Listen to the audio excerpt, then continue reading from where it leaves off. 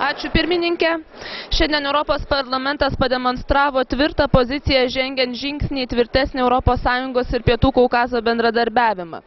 Pietų Kaukazas ir Gruzija tai yra strategiškai svarbus regionai ES.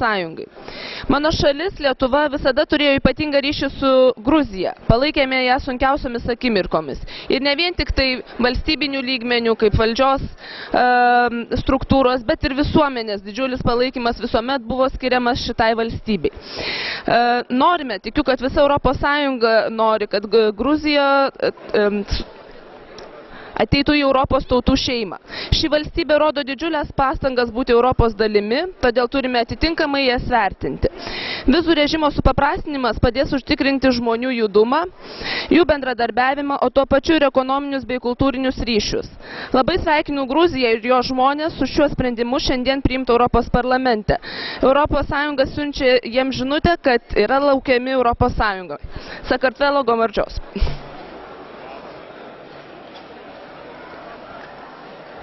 Gracias.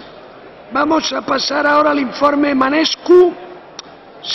Señor Kalinowski.